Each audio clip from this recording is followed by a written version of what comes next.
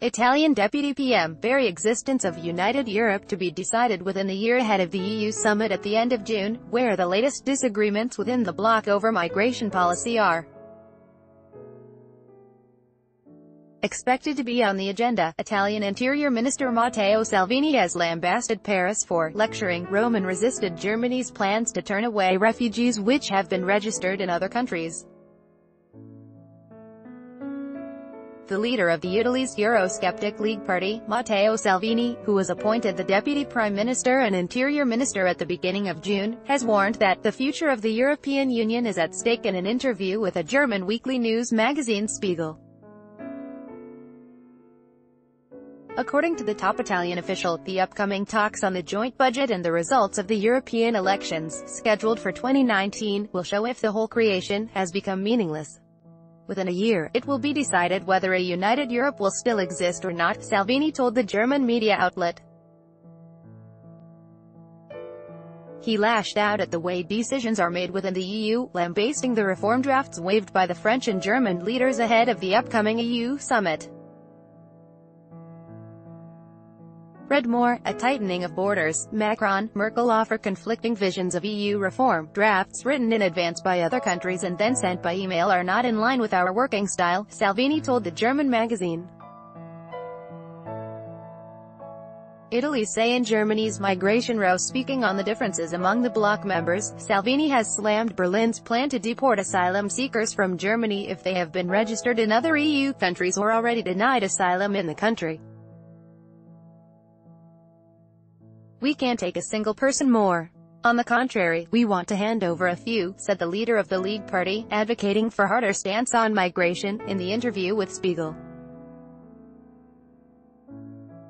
Italy, which has been the EU's principal gateway for migrants coming from Africa across the Mediterranean, will be among those states impacted by the proposal of Salvini's counterpart from Germany, Horst Seehofer. His master plan for migration has already caused a row within the longtime alliance between Merkel's Christian Democratic Union and Seehofer's Bavarian Christian Social Union, and put Germany's coalition government in jeopardy. While the CSU backed the migration master plan, Merkel has refused to accept his suggestions, and continues to push for a Europe-wide solution to the migration crisis instead. According to the Chancellor, this plan could undermine the principle of free movement within the EU and violate certain international laws on refugees. Seehofer's two-week ultimatum to sort out the issue has been accepted by Merkel. On July 1, after the EU summit, Merkel is due to inform the CDU leadership about the state of her talks with the European states that have been most affected by the migration crisis.